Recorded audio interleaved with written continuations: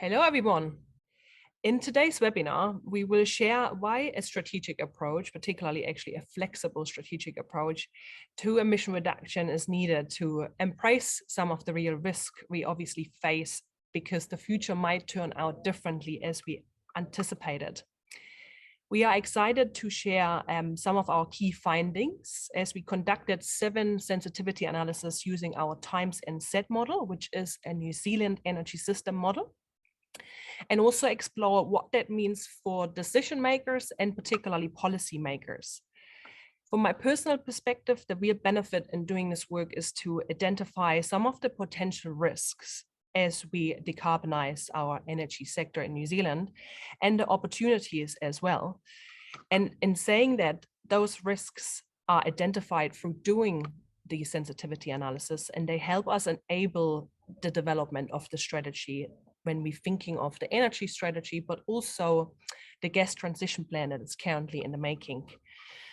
So with identifying some of the potentials where we can reduce carbon emissions across the systems, there's obviously also behavior change required. So you will have some clarity of where these areas are today throughout the session as well.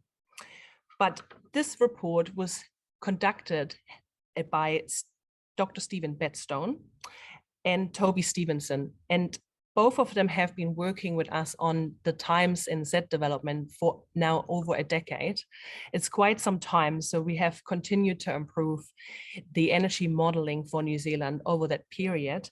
And I just want to use that moment to really thank Stephen and Toby for their great mahi, and also Ika particularly for helping us with running the big engine and doing some of these sensitivity analysis. And the 60 or so participants across business, government, and research that have actually helped informing what we should do, how we should do it, and some of the assumptions that went into the model and into these sensitivity analysis. So now we will kick off with a presentation, which will be run by Stephen and Toby. And then that will be followed with a Q&A session, which I'm going to moderate. So I asked the participants on the call today to please put any questions you might have in the Q&A box, and then I will get to it at the end of the presentation.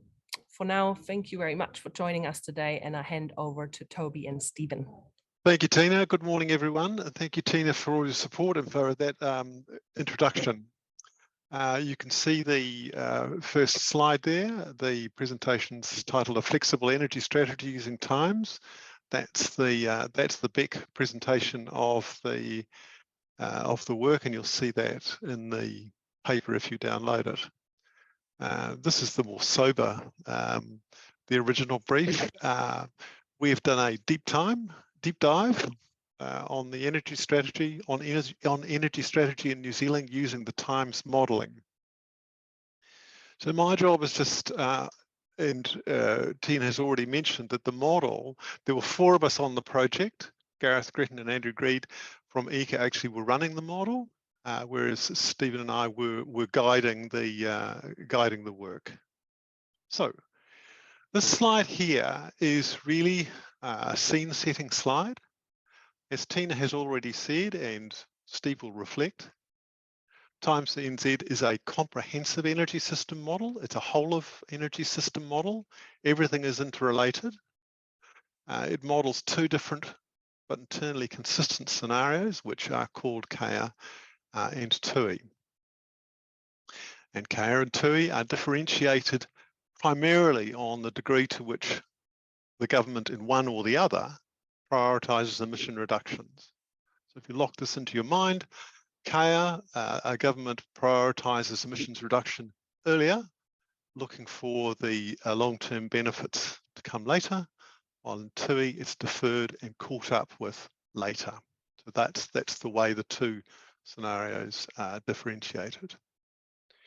So if you want to see more about Kea and Tui, in fact the lead up to this, you can go to bec.org.nz, go through tools into scenarios, and you can actually see the results there. You can see the original BEC 2050 work, you can see the BEC 2060 work, which is where we differentiated the 2 scenarios based on governments efforts and intent around carbon reduction. And you can see you can see the current version of Times model there, and you can see this work that's been released today on that website. I've put a note there lower down in the slide that we now have the New Zealand version of the WEC model here. It was bought by Ika and Beck, and so it's owned and operated here. So what the model does, the comprehensive energy system model, differentiated in those two scenarios, it gives us the ability to see what the system looks like, but it also gives us the ability to run sensitivity tests on the energy system under each scenario and compare and now we have an ERP. We can use this model to compare the ERP against those two sensitivity cases and see what we're going to learn.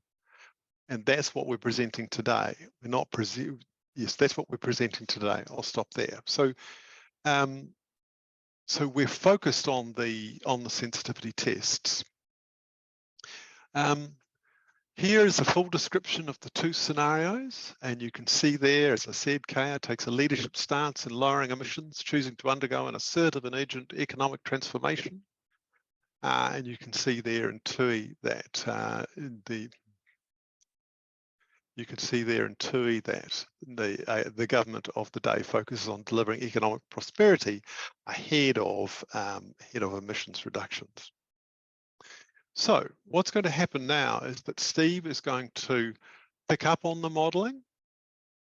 He's going to look at the comparison of the two scenarios with the ERP. Then he's going to explain the 7 sensitivity tests that we've done, and you're going to look at them slide by slide holistically. We're not going to do a case study of any of individual sensitivities. That's in the 25-page document, which is there on the website for you. And later on, we're going to look at what insights fall out of it. But I want you also to think about, while you're watching this, think about what other questions you would ask of the model, what other sensitivity tests you'd put on it, to inform how you understand the energy system might go with different sort of shocks to it. Just one last note before I hand over to Steve. The 7 sensitivity tests that we chose and the deltas, the shocks that we put into them, were workshopped with the BEC members. So there are clearly other sensitivities we could have done, and clearly for the sensitivities that we did do, we could have chosen higher or lower shocks. But we were very comfortable with the 7 that were chosen and the shocks that were tested. With that, I'm handing over to Steve. Thanks, Toby, and yeah, it's good morning. Good morning, everyone. Just checking we were still on that side of midday. Thanks for that handoff, Toby. I'm just going to quickly talk about, sorry, a bit trigger happy here. There we go. Okay. Just going to talk about the Times model. I think it's really important before we dive into the detail of the sensitivities, just to bring everyone up to speed on what Times is and what Times isn't. And we will, at the end of this session, loop back to these characteristics of the model, because some of them are really important for interpreting the output. As Toby's already mentioned a couple of times, Times is an comprehensive energy system model. So it goes end to end across the energy system. It honors all the major interconnections between fuel systems, between consumer decisions and the technology they're buying. It's important to realize that demand forecasts for different fuel types are not input directly into the model. As much as possible, the model boils the decisions that consumers make on consumption back to the technology that they choose to meet their service needs with. So instead of inputting transport fuel demand, we have vehicles, and the vehicles are used to deliver a certain vehicle kilometers traveled. Instead of putting in electricity demand, we have heat pumps and lighting and technologies like that that are trying to deliver a certain service based on the floor area. So it tries as much as possible to push those consumer demands back to actually what consumers are doing with energy. It runs over 40 years. It does that modeling over 40 years. And just to put it in perspective, the model spends somewhere between 1.7 and $2 trillion on consumer technology and fuels and electricity generation investment over that 35-year duration of the model. So it's modeling all of those decisions to buy cars and trucks and heat pumps.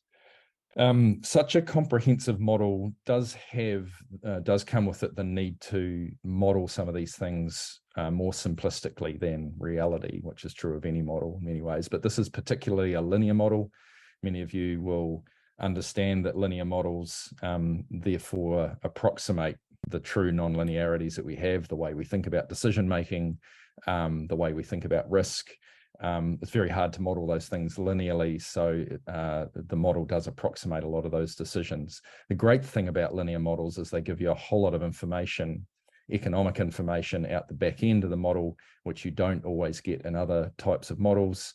And it also guarantees that when you ask the model to say, find me the lowest cost way of delivering to this set of inputs, linear optimizations will guarantee that you find that lowest cost solution.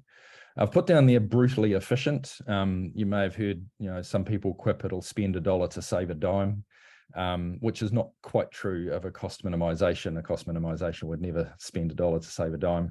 But the intent of that statement is actually, reasonably insightful about how these models work. It will say if, having spent $2 trillion on equipment over a 35-year period, it finds a way to save $1.50, it will grab that $1.50 and it will change its deployments of fuels and technologies to do that. So again, probably not something that is characteristics of the way that we think about energy systems, but we need to bear that in mind, that the model will ruthlessly seek that lowest cost solution.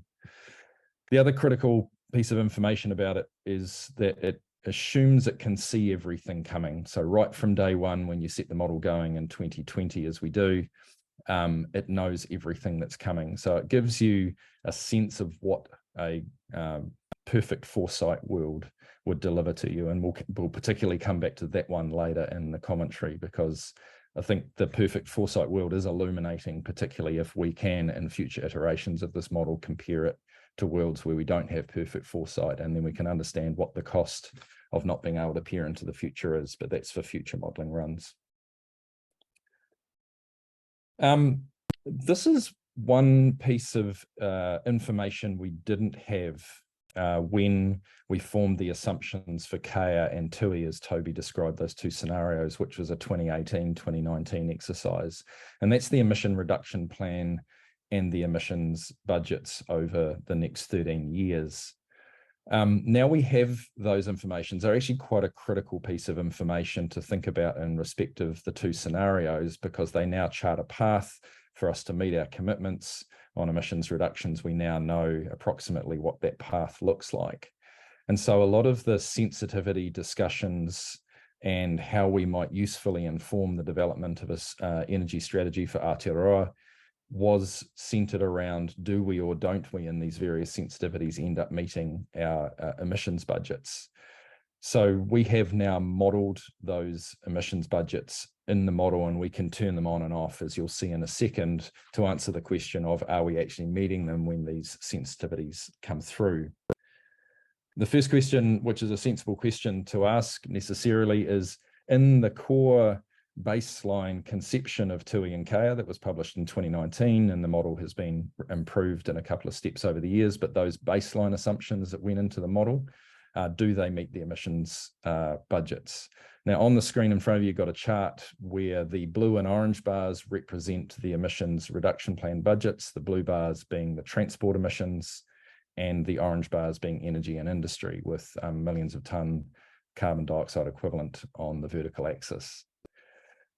Overlaid on those in the green line is how Kea performs over those three budget periods and how TUI performs over those three budget periods. And you can see that Kia sneaks in under the emissions budgets and TUI doesn't. So that's an important result, because as we turn to our sensitivities, one of the first questions we're going to ask is, what does the model have to do to get TUI to meet those emissions reduction budgets? How significant is the change to what TUI is trying to achieve in order to meet that?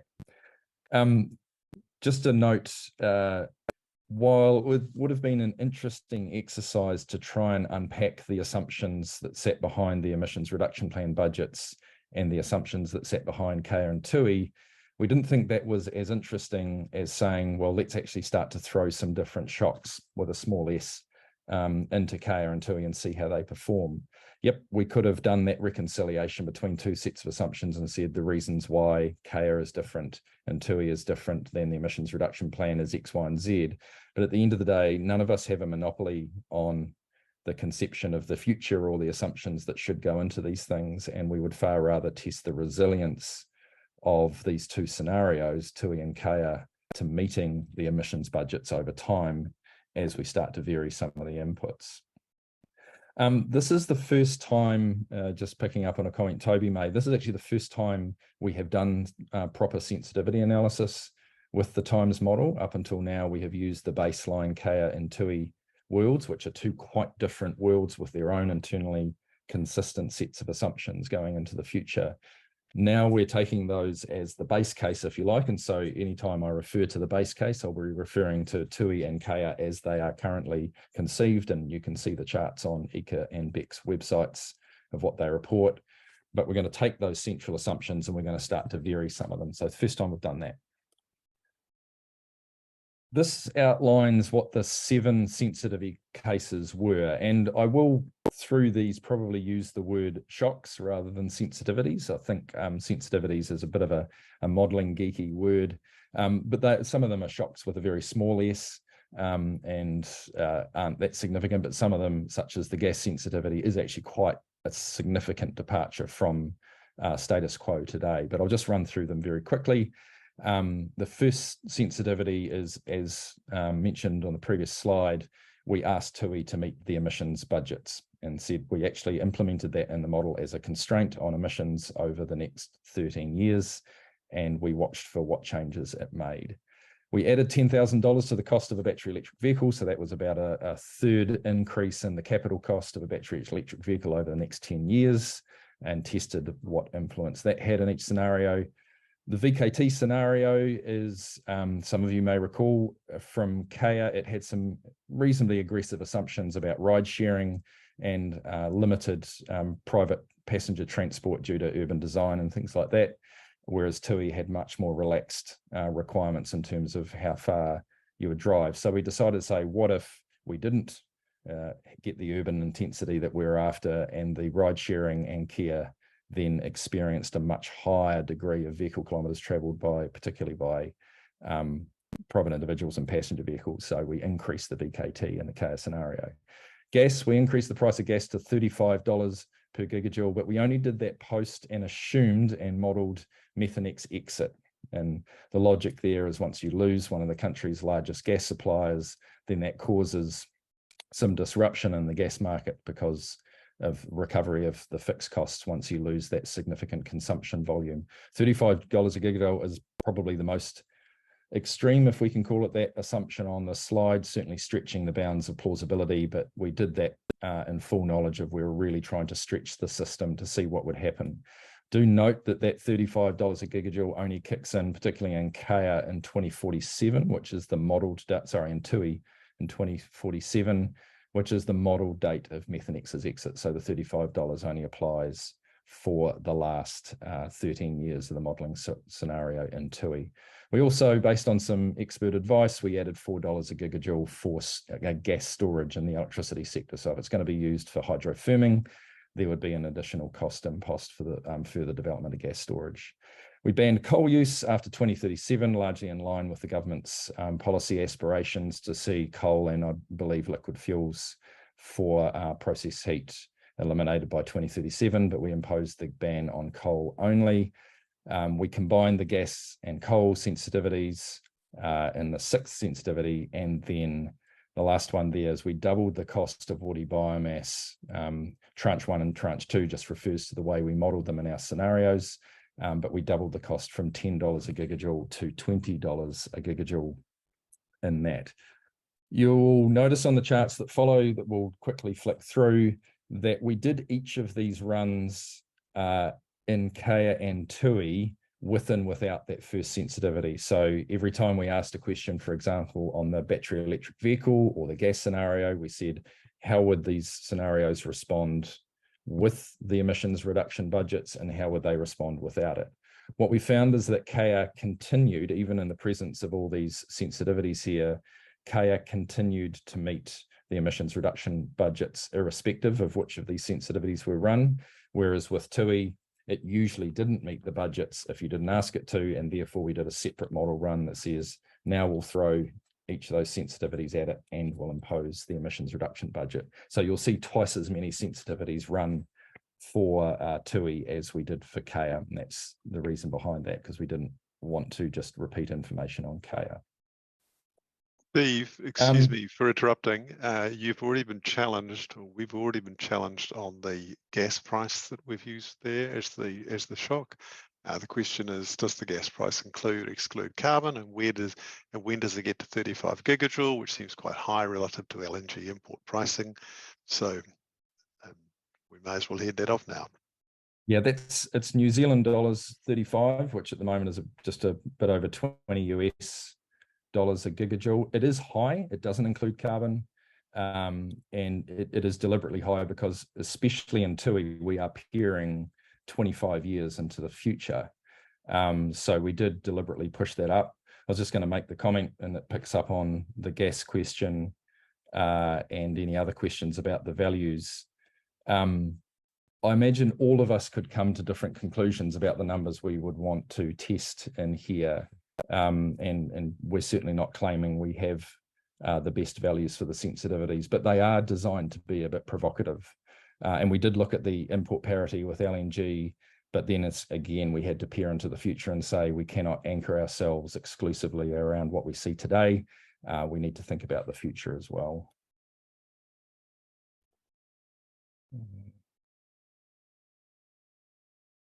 Here's the results of the sensitivities on the left-hand side. So these two charts are looking at the emissions reductions that occurred in each of the sensitivities. And later on, we will look at the fuel changes in each of the sensitivities, and we'll also look at the cost changes in each of the sensitivities. But we start by looking at what happened to the carbon emissions in each of the sensitivities. On the left-hand chart, you've got Kea. On the right-hand chart, you've got Tui. And the bars represent the lifetime changes in emissions over the full 35-year period that we're looking at, 2025 to 2060. So these are total emission changes. And just for reference, as many of you know, the energy sector emissions today annually are about just north of 30 million tonnes a year. So just to put some of these numbers in context, a lot of them, particularly the reductions, are either just a bit under or over around 1 year's total energy sector emissions. There's plenty to go into on the slide. I'll just draw your attention to a few things here. Kea continues to meet the emissions budgets as mentioned on the previous slide, so there's no need for the ERP variant of each sensitivity. And sorry, just this here. I'm going to start by drawing your attention to, and I'm just going to flick to annotate this particular bar here. You remember the first question we asked is, what if we ask Tui to now meet the emissions reduction budgets? And you can see that Tui in that scenario reduces its emissions by 25 million tonnes over the lifetime. Now, just do want to reinforce, we only applied the emissions reduction budgets over the period that the ERP covers, which goes out to 2035. And of course, that leaves the model open to potentially increase its emissions after that. Again, in a future run, we could speculate on what the emissions budgets might be post 2035.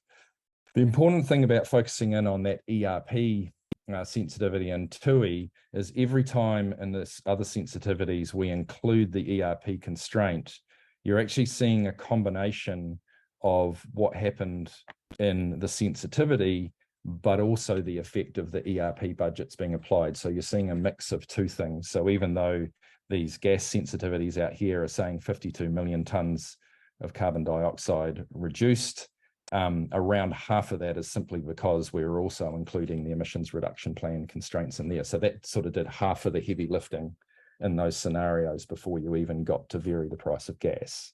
So I just want to make that clear. Other things to focus on, the doubling of the cost of woody biomass and Kea and TUI were two of the four scenarios which saw increased emissions. So by making biomass more scarce, it obviously forced the model onto other fossil fuels, which increased the emissions. But again, once the ERP constraint was applied in TUI, it turned that into a reduction. Increasing the vehicle kilometres travelled over here in Kea increased emissions because it was the only, if you like, demand-driven sensitivity we ran, because Kea had already fully deployed electric vehicles.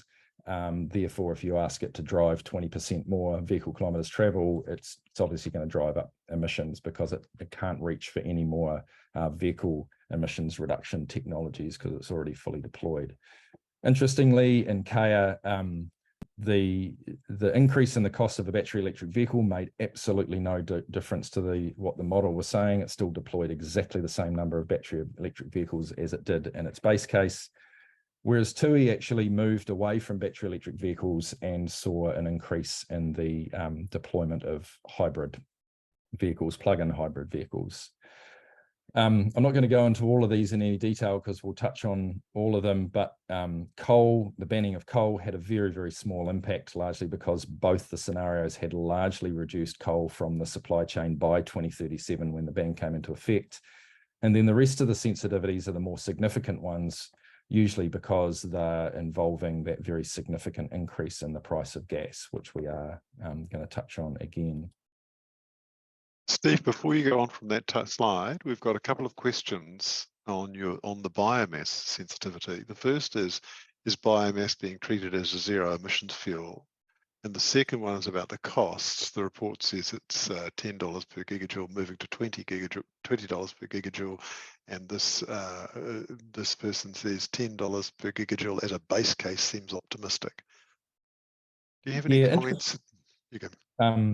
I'll quickly deal with the first one. I don't believe biomass has been treated as a zero emissions fuel, but it's a very low emissions fuel compared to coal and gas. I don't have the number off the top of my head. I'll see if I can dig it out during the Q&A time.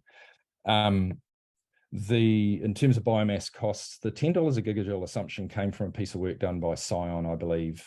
Ika and Beck formed those assumptions a couple of years ago, and my understanding is they relate primarily to the recovery of harvesting residues. So it's not the cost of pulp logs or diversion of export KISS logs. It's actually, if we collected all the stuff that was left in the forest or at the skid sites or the landings around there, it would be around $10 per gigajoule. I don't think that's miles away. This was an assumption that's now 2 or 3 years old. I don't think that's miles away from some of the more recent analysis on that. But it is that tranche is very much focused on those residuals. And delivered, no, this is in the forest. That's the cost of collecting it. So yeah, good question around the delivered. You would probably add another couple of bucks a gigajoule to deliver that. And the model doesn't make assumptions about if it was collected in mid-South Canterbury and then shipped to Southland or Nelson, what would that do? It just says in the forest. So yep, that's a good point.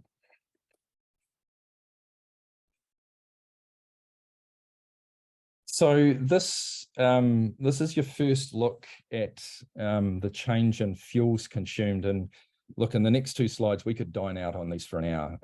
And we've tried to simplify this down into some very, very simple ways to reflect the results back. So on this chart, this is for Kea, you have the 6 sensitivities across the top. the battery electric vehicle biomass, coal, so forth, and then the different fuels that the model uses down the side. And the green boxes indicate an increase in the use of that fuel, and the red boxes indicate a decrease in the use of that fuel. The colors don't indicate anything about magnitude other than we drew the line at any change less than 1%, simply because that's the model doing its very, very fine balancing. And you could see in some situations it's changing the use of firewood by 0.0001%, and we didn't want to clutter up the screen with that kind of stuff. So these are sort of greater than 1% changes over lifetime. So you start to get a sense that it's not like across the scenarios, the model's always just reaching for one fuel. And that's going to be one of our important insights, just to give you a heads up on that one. It'll become even more apparent in TUI. It's reaching for a range of different fuels across the energy supply chain to manage the impact of each of those little shocks that occur. So if you take bioenergy, for example, even in Kea, this is the one with the higher carbon prices, that obviously reduces its use of wood. I'll get my annotation here, reduces its use of wood down here, but commensurately you see it increase electricity consumption through hydro, solar, and wind, increase a little bit of natural gas, and actually even increase its use of coal particularly at that industrial end. So even in Kea, with the higher carbon prices and still meeting the emissions reduction budgets, you see some increase in some fossil fuels to optimally respond to the increase in cost of wood. Some of those things are first order effects, going away from wood to coal, for example. Some of those things are second order effects. We're going away from wood to electricity. It was mostly a switch to electricity, then drove the need for the electricity system to make some changes to its supply chain. So that's where the changes in solar, wind, and natural gas came in, as the electricity industry was trying to rebalance it, the way it managed security of supply and the extra fuels it needed, the extra generation types it needed to deploy. So there's first order and second order effects going on in here. I'm just going to go on to the next slide, which is TUI. And instantly what you will see with TUI is there's a whole lot more boxes on the screen, because we had to test the with and without the emissions reduction plan. But you're instantly hit with the picture again that there are a lot of moving parts. The model is reaching to, it's changing the way the system provides a lot of the fuels on the screen. There's only firewood, I think firewood and aviation gas. We didn't really test anything in the aviation sector. They're the only two fuels that are untouched by any of the sensitivities here. Every other fuel in this model at some point was increased or decreased to respond to these shocks that were coming through. Just going to step through TUI's in a bit more detail just to illuminate a couple of things, because that is a lot of information on the screen in one hit. First, I'm going to look where we didn't have an emissions reduction constraint. And you can see again, TUI reaching for a range of fuels, sometimes increasing its use of fossil fuels. For example, in the coal scenario, it does, gas scenario, it increases its use of coal and decreases its use of LPG and natural gas, as you would expect with a $35 a gigajoule price. There are other sensitivities such as bioenergy, where again, it increases its use of coal and diesel and natural gas in response to an increase in the cost of woody biomass, because here the only discipline on emissions is coming from a relatively modest carbon price in TUI. When you look at when it's constrained by the emissions reduction plan, you see a bit more of a uniform response, but that's because in every single one of these sensitivities, remember, it is also being asked to reduce its emissions by around 25 million tonnes in order to meet the emissions reduction plan. So there are only a limited number of ways it can do that, which is through the reduction of coal, diesel, natural gas, and sometimes petrol. And then you see the fingerprints of the sensitivity there as well. But you see a much more uniform response in the ERP world. But again, there's a lot of fuels being tweaked up and down here, first order and second order responses across those different sensitivities.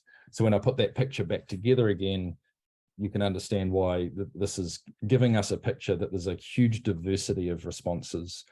One of the things we set out to look excuse me, look for when we did these sensitivities was to say, does it become apparent that almost irrespective of the shock that you throw at the model, does the model always kind of reach for the same alternative fuel?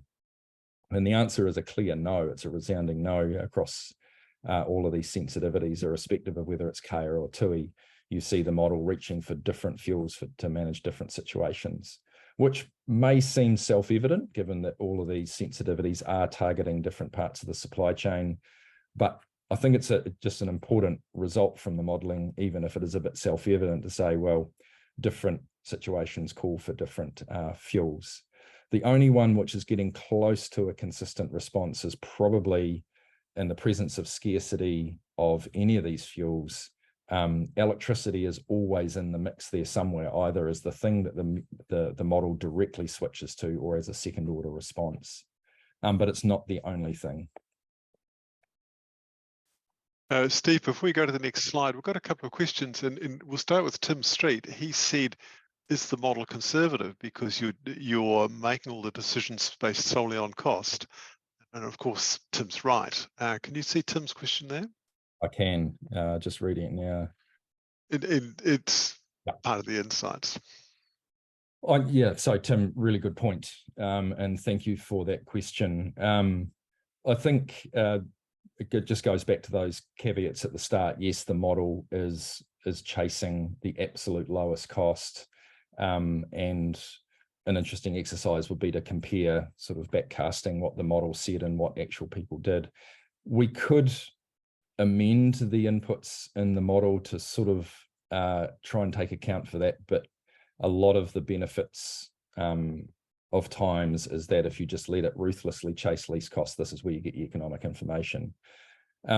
We have a number of thoughts on changes you could make to the way the model works that might pick up partly on your point there.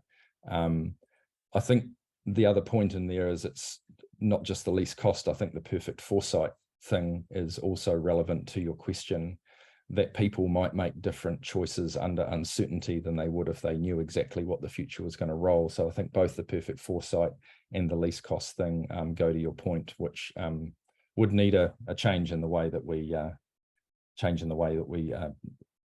configure the model. But I think it's an interesting question to test. It's probably not a very satisfactory answer for you, but acknowledge the point. It's a very good point. I'm just conscious of time. Again, this is a slide we could probably talk about for an hour, but the top chart here is, it presents the change in total discounted costs over the full 35-year horizon of the model. And remember, I think at the start I said in Kaya, the model spends about $1.7 trillion over that time frame, and TUI spends about $2 trillion. So 0.1%, and many of these things are in the point somethings of a percent. 0.1% is about $2 billion present value in 2023 dollars over that entire lifetime. So I'm just again going to highlight a few things because we could spend a long time talking about this, but interestingly, the coal ban, again, reflecting the fact that it really didn't have much of an impact on emissions because a lot of it had gone. Any switching it did make from coal to another fuel had almost no impact on cost, which suggests that there were ready alternatives to coal in the model that it could switch to at reasonably competitive costs. And that's why you don't see a huge change in total cost to the system. Interesting, the same is true of bioenergy, where you did get that increase in emissions in both scenarios, but the impact on cost was incredibly muted compared to the change in emissions, again suggesting that bioenergy, at least in the unconstrained ERP world for TUI, had alternatives that could be reached for by the decision makers in the model that were competitive on price, so it didn't introduce significant cost implications for the model. The one big standout's worth commenting on is this big bar over here, which is the VKT run that was only conducted for the Kaya model. Again, reasonably self-explanatory in the sense that all we asked people in Kaya to do is drive more. So when they drove, 20%, 10%, 20% more, costs were driven up. over the lifetime of the model by 3.6%. So that's just, they were purchasing more fuel. It's as simple as that.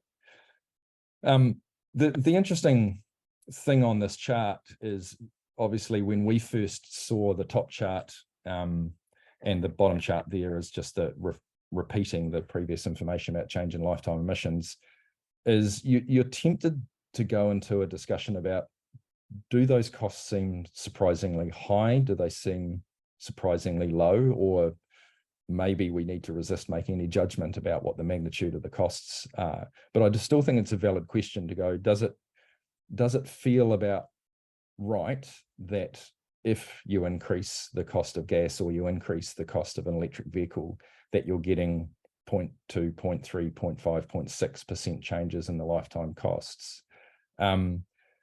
It's very hard to do that because, as we talked about at the start, we didn't set out to make each of these sensitivities equivalent in terms of the shock factor in each of them. A 30% increase in a cost of a battery electric vehicle for the next 10 years is quite different in its significance from the doubling of woody biomass costs or the sort of quadrupling of a natural gas cost. So we weren't setting out to try and make those equivalent. So in order to be able to look across these sensitivities and say, how do I get a sense of whether particular sensitivities found it easier for the model to respond to, and therefore the system was more resilient, you need to normalize each of the sensitivities for something. And the last chart is one I will only throw up briefly, but it is in the report so you can see it. We chose to normalize by tons of carbon dioxide reduced. Now we could have chosen total terajoules of energy consumed over the lifetime, although I suspect the total terajoules of energy over the lifetime remained roughly the same. The thing that was really changing in this model as a result of the shocks was the carbon emissions. And the chart here divides the cost of the response by the tons of CO2 that changed. You shouldn't mistake these numbers for some kind of representation of a marginal abatement cost, except perhaps in the case of the imposing the emissions reduction plan on the TUI world, which suggests that cross there is the TUI with the emissions reduction plan. And it said the average costs of getting those 25 million tons of carbon dioxide down was about $200 a ton, which isn't directly comparable to what would a $200 a ton carbon price do to TUI, but it's probably broadly similar to that in essence. The other numbers just simply say, what did it cost the system over the lifetime? And I divide that by the tons of carbon dioxide decrease. So the numbers below the line, the negative numbers, are saying costs went up and emissions went down, so therefore it's a negative number. So again, don't get confused with marginal abatement costs. The only general statement I'll make about this chart, and again, you can dine out on this for a long time, is that it appeared mostly, but not exclusively, that Kea had an easier or cheaper time of responding to the shocks that came through than TUI did. And there's a bunch of reasons we can probably use to explain that, one of which is Kea had some more aggressive technology cost declines. It had much more modest economic growth assumptions in the first 15 years. And so its ability to respond to those shocks, particularly in the first half of the period, was probably greater than TUI as a result of some of those assumptions. Next slide. So what does this all mean? There is, as you'll see in the report when you read it, there is so much that can be dived into here, but we're just going to sort of float this up to some sort of high level insights that come directly from the model. First point is that we pretty much exclusively focused our sensitivities on scarcity of things, either scarcity of fuels, either by banning them or increasing their costs, or asking for emissions to be reduced. The only exception to that was the VKT scenario, where we simply increased demand for something. But generally, we were putting the model under more pressure. We didn't test any sensitivities, which we possibly could do in the future, around abundance. So we didn't say, let's just imagine we discovered a whole a whole lot more of low-cost geothermal resources to be deployed, or that battery prices halved in a very short space of time, or something like that. So there were no abundance testing going on here. It was mainly around scarcity of fuels or emissions. So we just need to have that frame in mind. As discussed before, there was no one single magic option which provided resilience across all of the sensitivities. The closest we got to that was probably electricity that seemed to be involved anywhere along that line, but it wasn't the only thing that was involved in responding to that range of sensitivities. The economists on the call will think that this may not need to be said, but constraints drive up costs. I think it's just important to state that, even if it seems self-evident. But critically, how much that scarcity or those constraints drive up costs for consumers will depend on the availability to decision makers of, in those situations where the world changes, when those shocks occur, how quickly can I switch to an alternative fuel source, and how competitively priced is that fuel source? And then if I'm in an emissions reductions world, are those alternative fuel sources equally or lower emissions? So removing fuel options from decision makers will almost certainly increase the cost of meeting New Zealand's emissions budgets unless low emissions options are made available and decision makers are confident of their availability at similar costs. And that relates to the second point as well. Remember, this was perfect foresight. So we didn't have any way in this particular modelling run to reflect that someone might be surprised by an event occurring. They were surprised by the battery electric vehicle going up by $10,000. The model knew it was coming, so it had complete confidence in what its fuel switching decision was. That's obviously not true of reality. But certainly improving resilience to shocks, meeting the emissions budgets, and keeping downward pressure on costs will benefit from greater choices and confidence in the availability of these options. Last point, as I've already intimated, uncertainty is also part of the real world cost.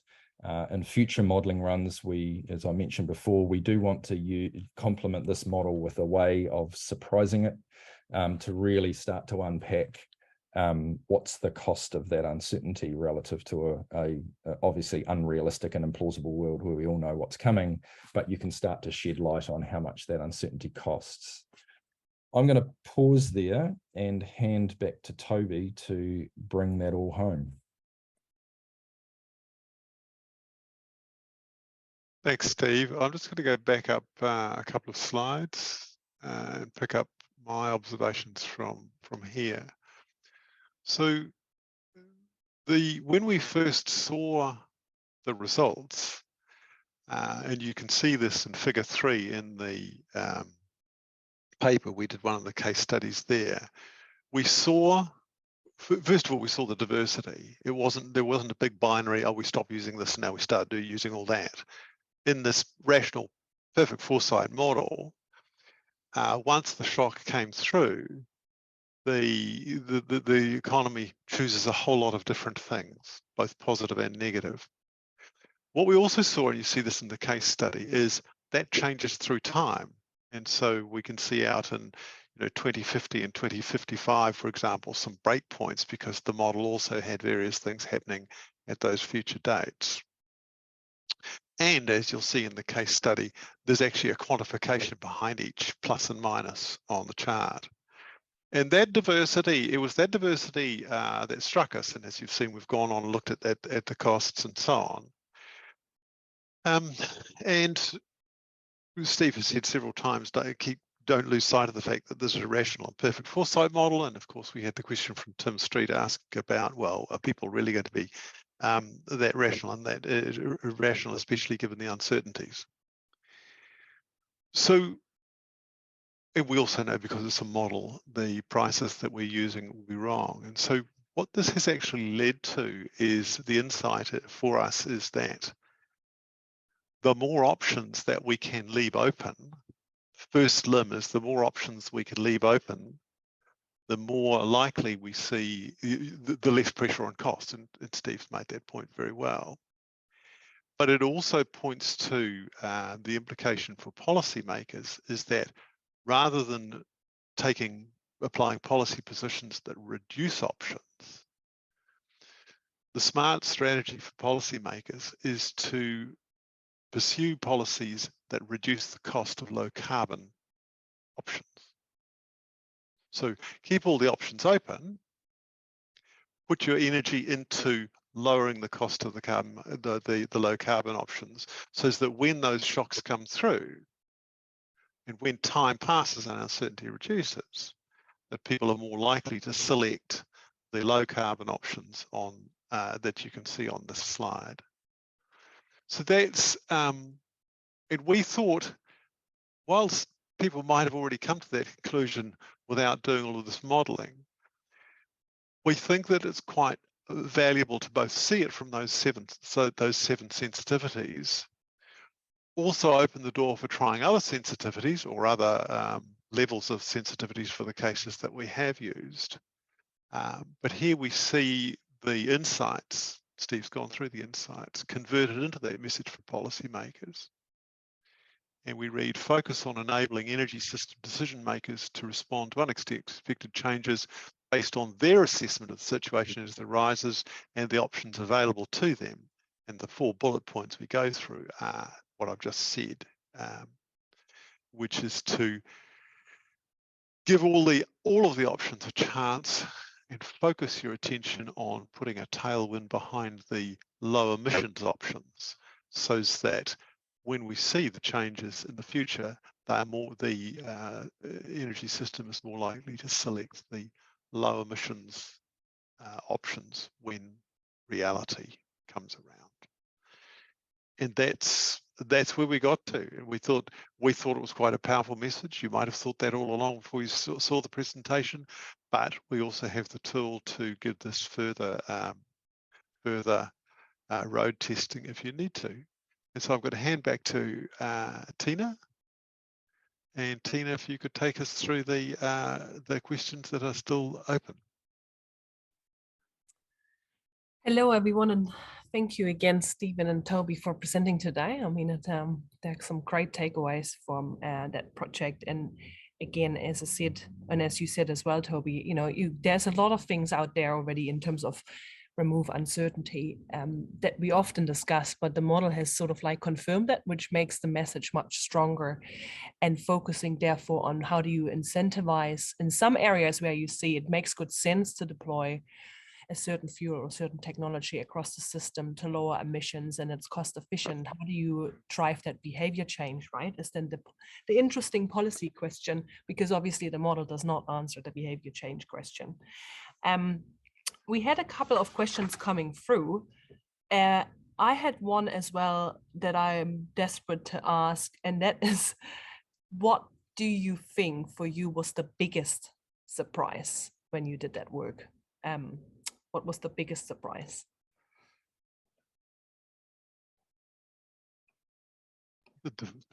Well, Steve's got his mute on, he's thinking of a question, thinking of his answer. I think it was the diversity of it. I had expected much more binary swings when those shocks came through. And it's this idea that you've got many decision makers in the system and they're all choosing what is least cost in their circumstance.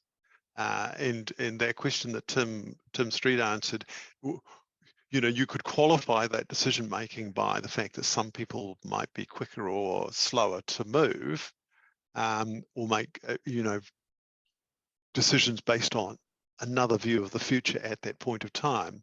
But I was surprised by the diversity of the responses. Steve? Yeah, without you and I being too much in an echo chamber of our own thoughts, but I think that I agree. I mean, I don't think at any point I did expect that there would be one silver bullet that solved all of them, but I did expect a little bit more uniformity than there. But the second thing I'm going to say, Tina, doesn't quite answer your question, but what I would have loved to have discovered is to do that comparison between what the costs of a perfect foresight response and a cost of an imperfect, uncertain world would be. And I think we can do that. But to me, that's probably the outstanding question from this that I think would be really insightful for everyone to see how different it would be if you surprised the model with some of these things. So yeah, that was an unanswered question, but I agree with Toby on this. What was the most significant thing? So let's go to some of the Q&A questions that are coming through. One was, and I'm not sure if you answered it already, does the model consider changes in investment in energy efficiency? One of you could. Yes. Just gone. The change in investment in energy efficiency. So there are inherent changes in energy efficiency which come through from, say, switching people from gas fires to heat pumps, for example, with coefficients of performance. If you're thinking about energy, I think LED light bulbs are the same. Same thing. You can switch to LED light bulbs in the model with based on some costs. Things like insulation of houses isn't modelled, and of course, electric vehicles are just a massive an investment in significant efficiency when you compare them with fossil fuels. So in that sense, yes, the model has those ones that are brought about by delivering a service need with a different technology for lighting, for heating. Electrode boilers are 25% more efficient than fossil fuel boilers. So you get your efficiency that way, but if you're thinking about broader efficiency things beyond that, I don't think there is explicit investment in energy efficiency. Hopefully that answers the question. I hope so too. There is another good question coming through, and that's around what does it mean to increase or decrease hydro use? Oh, that's building more hydro. There were hydro stations made available for investment in the model, so that's not increasing use of existing hydro resources. That's actually building new hydro stations. Right. And does the model capture increases in transmission infrastructure costs that might be required for an increase in hydro, geothermal, solar, or etc.? Yeah, it does. It models them on quite a simplistic basis as a dollars per gigajoule, dollars per megawatt hour thing. Again, as a linear model, it struggles with those binary decisions where most major grid infrastructure is, do I build $8 billion worth of transmission lines or don't I? But you know, the transmission decisions in there are quite binary, and linear models like Times don't necessarily deal with the binary nature of those very well. So we essentially variabilize the cost of transmission and distribution into a cents per kilowatt hour, dollars per megawatt hour number. Yeah.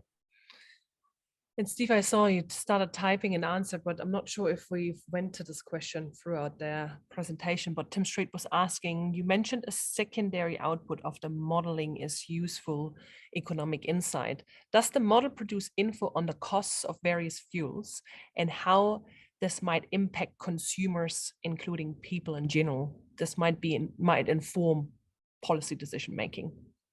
Yeah, totally, Tim, it does. And I mean, in the interest of keeping to budget and time on all this, we didn't dive into a lot of that. But yes, it produces prices, shadow prices for each of the fuels. I'm just going to be careful there. I know if PSI, who built the model, were here, they would say they're not prices, because prices are a result of markets pricing things like scarcity and that kind of thing. But at least it gives you a shadow cost of a resource. So it will tell you in 2045 what's a kilogram of hydrogen worth, and that kind of thing. So that information is in there. I think the even more interesting stuff is to ask, you know, what is the shadow price on a constraint on coal usage? What's the shadow price on the emissions reduction budgets? What are they telling us about what the cost impact of imposing particular constraints at particular points in time are? So yeah, all of that is available as output from the model. We just didn't have time as part of that project to go through all of that as well as these high level results. That's a good one, and it's probably actually more for future work. There's a few of those questions in here, but Ralph was asking, have you thought about dropping or reconfiguring TUI, given that it doesn't meet the emission reduction budget goal? And what if the emission reduction budget goal tightens by saying 25%? by 25. I mean, in general Yeah. updates, we do probably want to continue updating the TUI and the Kia scenario. It is definitely an explorative, it's explorative, so constraints obviously come with some of the trade-offs, but I'm keen to hear what Toby and Stephen has to say about that too. Yeah, we wouldn't reconfigure TUI in response to what an actual government is doing. TUI is explorative, as Tina had said. In fact, it was very interesting comparing our two hypothetical extreme scenarios to an actual ERP. So what we would do is we would compare a more dramatic ERP against TUI and Kia is what we would do. We wouldn't reconfigure TUI as you've suggested. We also have someone asking the question what the impacts of the reduction in fuel consumption is on the economy, like economic growth and employment. We might be able to speak on the economic and growth perspective, not sure about employment as such. Yeah, it's a good question. Economic growth is actually an input to the model and gets a huge amount of attention from people. And we did work hard on the economic growth input assumptions on the baseline TUI and Kia scenarios because we wanted the performance of the economy to be consistent with the way we're characterizing what the community wanted, what consumers wanted, what governments wanted out of those things. There is no feedback loop such as in a CGE type model where you can then say, okay, so what did all that stuff do? That is actually, again, I'll talk about future evolutions of times till blue in the face. That is, there are versions of times out there that have production functions bolted onto them and they could tell you.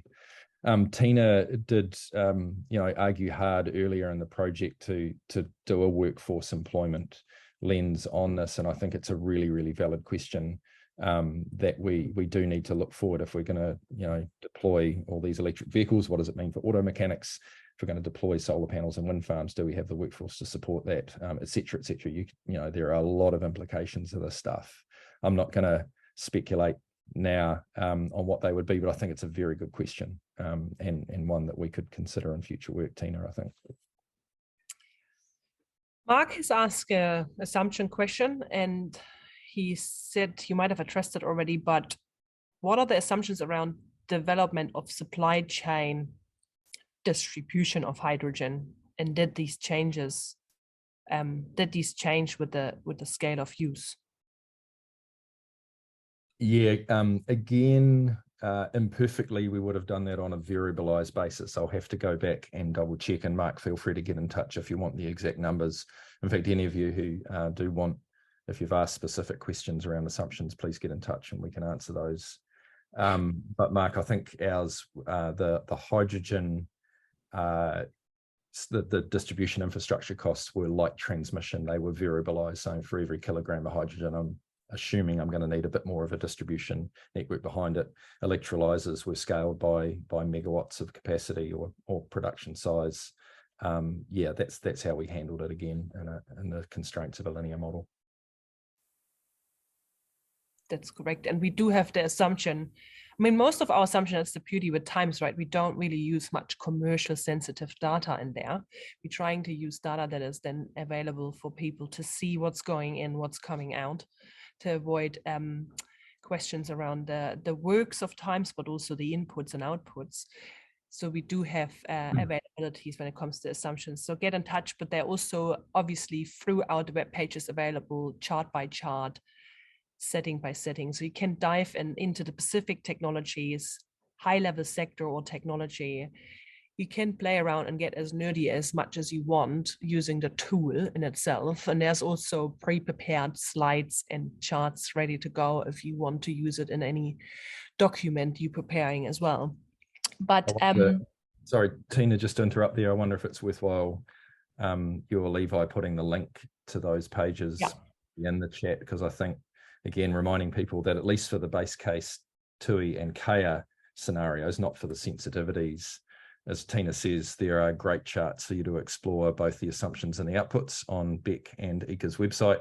might be about to cause ECA a heart attack here, but I am also going to say there is actually a very good user manual on ECA's website. If you just Google Times NZ ECA, I don't have the web link, but it's a really, really well written that really explores the assumptions in more detail. I think it may not have the most recent tweaks that were made to the model, which is my reference to a heart attack for ECA, because it might need an update to that manual, but it's really well written and a good, easy read.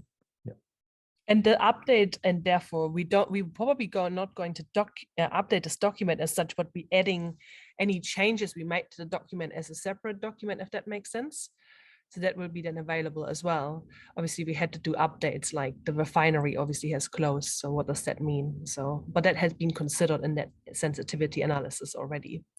There is a couple more questions. For example, could future sensitivities model a scenario that incorporates a shock from a future disaster or extreme weather event, such as the Cyclone Gabrielle?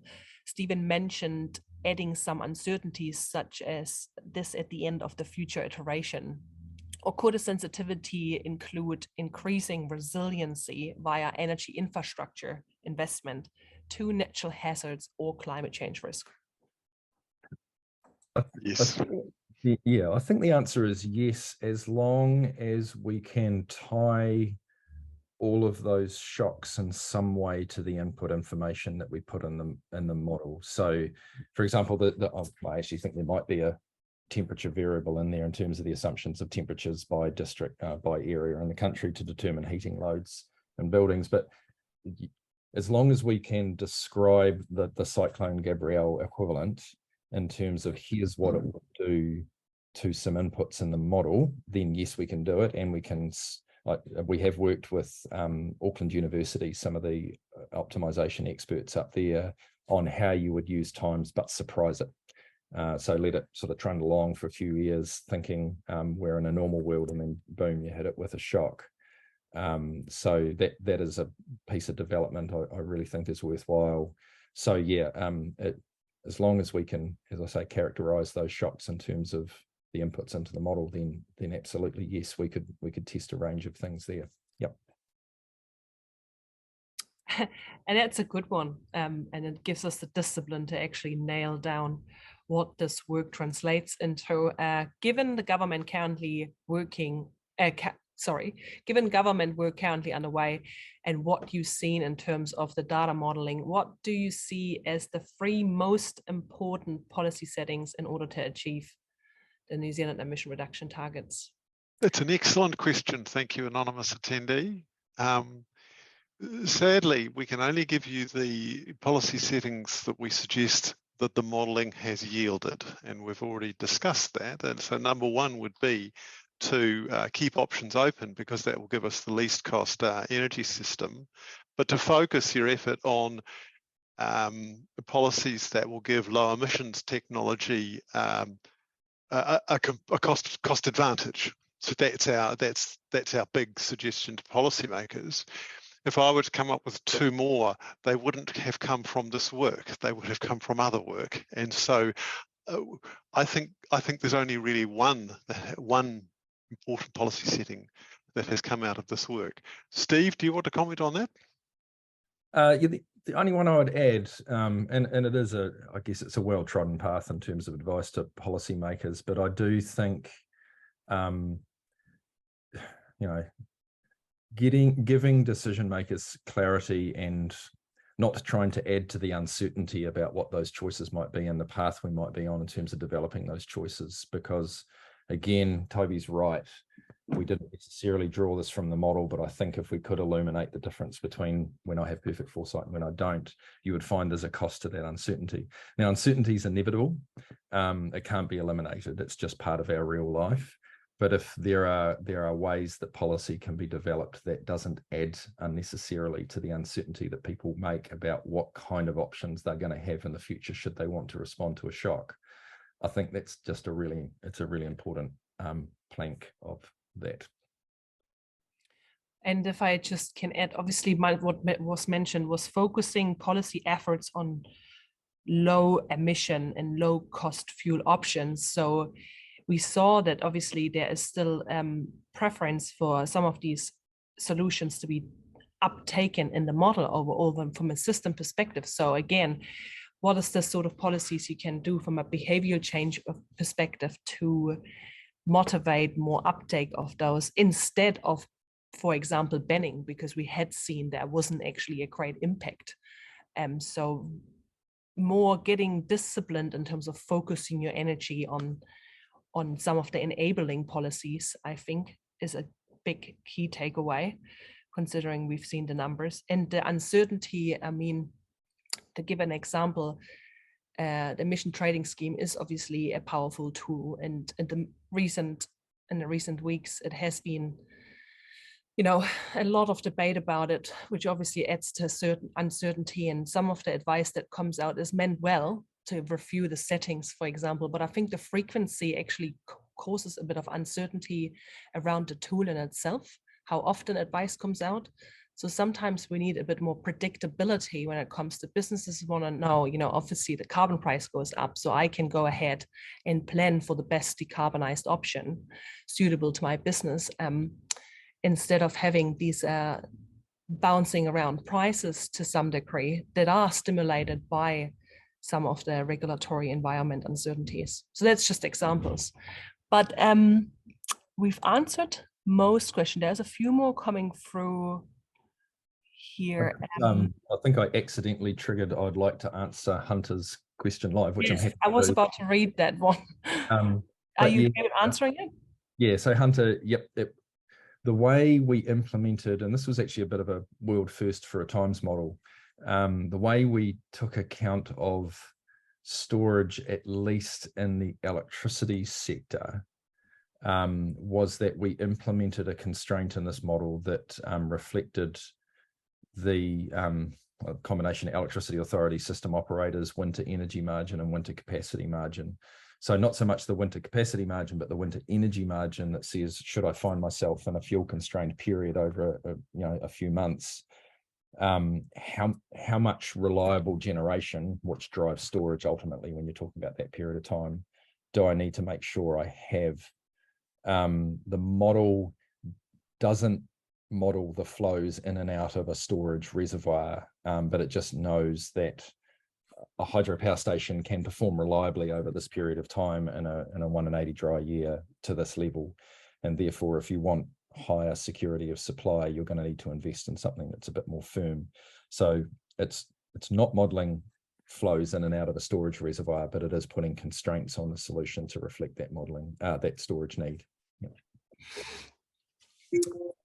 Levi asks, could the future sensitivities model a scenario that incorporates abundance? So quite the opposite, obviously, to a shock as such, having battery prices, for example, dropping by 50%.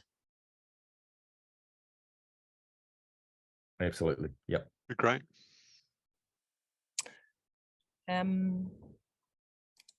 The other side of maintaining flexibility is not lacking in certainty directions. Do you see choice such as validating or encouraging urban sprawl?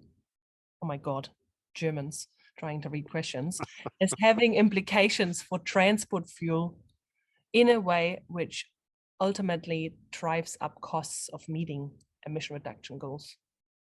Thank you, Ralph. There's a couple of questions there. There's also your biggest external constraints question. And the answer's in the question. Do you see choices such as validating or encouraging urban sprawl as having implications for transport fuel use in a way that ultimately drives up cost of meeting ERP goals? Well, probably. We haven't modeled that. These are the sorts of sensitivities that we can have a go at. Going to your other point there, what are the biggest external constraints other than cost? Well, this is very cost driven, but we know from other work that, getting technology, you mentioned electric vehicles, but getting technology into the country, getting supply of things, not just EVs, technical support, the infrastructure for configuring the energy system, all of those things are required, and we could address those using this model. Which leaves us. Oh, sorry, go ahead. add to Toby's answer there, Rafe, and yeah, I agree that the flexibility, is the quid pro quo of picking a direction and shooting for it. I think we are advocating for flexibility in what fuels are available to the system to respond to shocks, as opposed to flexibility in the direction we might want to head. I think would probably be one of my reflections. But certainly in terms of constraints, definitely EVs. And I think, Toby might want to talk about how the process he goes through to get a heat pump hot water system installed in his place. And I'm not saying that flippantly, because the reality is we have this enormous amount of focus on removing red tape and bureaucracy at the supply end of it, but actually there's every bit as much at the consumer end of it. It is actually quite challenging to fully electrify a household or get the stuff in, as Toby can attest to. So I can see that actually. the workforce and regulatory and technical aspects of at the consumer end need addressing every bit as much. Yeah. Tina, are we going to address Martin's question, Yeah. or we're just going to leave it sitting there and say we're No. timed out? It's up. I've got two more questions actually, one from my end, but let's start with Martin's question. Does the model give any insights to whether renationalizing the electricity system could help us meet our emission targets more easily, whilst also giving cheaper electricity to consumers? Not sure if the model has insights on that. Yes, I've been watching this question for the whole of the session, working out what we would say. Where the results come, where the costs come from, whether it's a nationalised or renationalised or privatised system, the model doesn't have an insight into that. The model only keys off what the price of electricity is that comes from whatever system you've chosen. And that's the answer. I have also one left, and that is because I've been asked by a few members around CCUS. So does the model consider CCUS in its work? That's definitely a question for Steve. Okay. Yes, in the model, carbon capture and storage is made available. I believe it was made available in the initial Kea and Tui runs for coal-fired power stations and gas-fired power stations. I believe it's also available to the production of blue hydrogen to capture the emissions that come off that production process. The question around that use of carbon capture and storage is what costs have we put it in? And at the time we formed those assumptions, 2018, 2019, there wasn't any sufficiently reliable, in the perspective of the people that were putting the assumptions together, reliable information about those costs. So they used costs that were provided by the Paul Scherrer Institute from Switzerland, who were building the model. They had a database of CCS costs. I suspect that now there is a formed view in New Zealand about what some of those things may cost, particularly at the more material. I mean, we've only got a limited number of locations where CCS might be a thing. So it would be interesting to update those costs if there's some good, reliable, rigorous sources.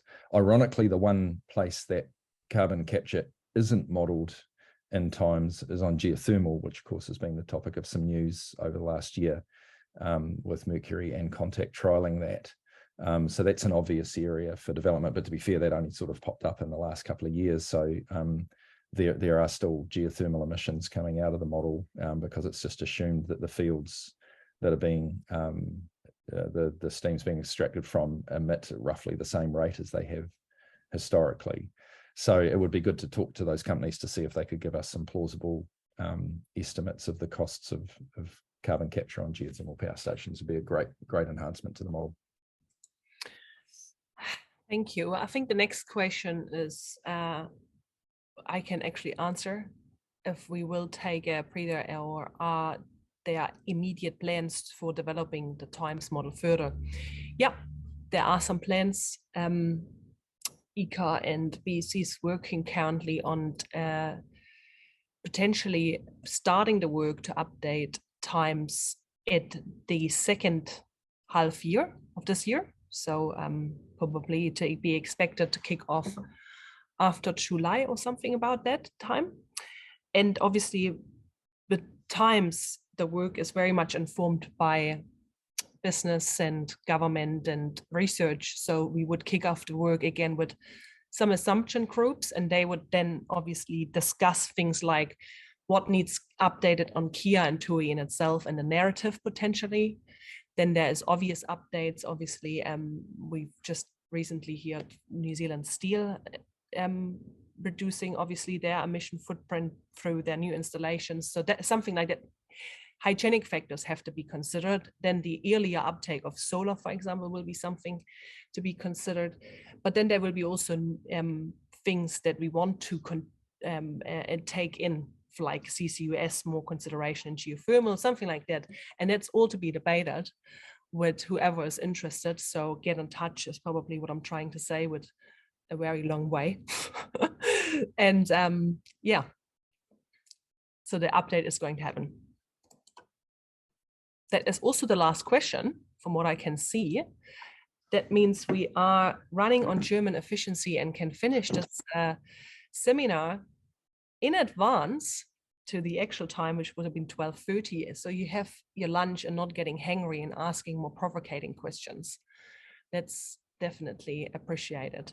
I want to thank everyone for participating and continue to improve that work, and particularly big thanks for the Mahi, again, from Stephen and Toby and the team at ICA and some of the other participants in the market for helping us improving that work and starting to really use that work as well over the last 2 years. So thank you very much.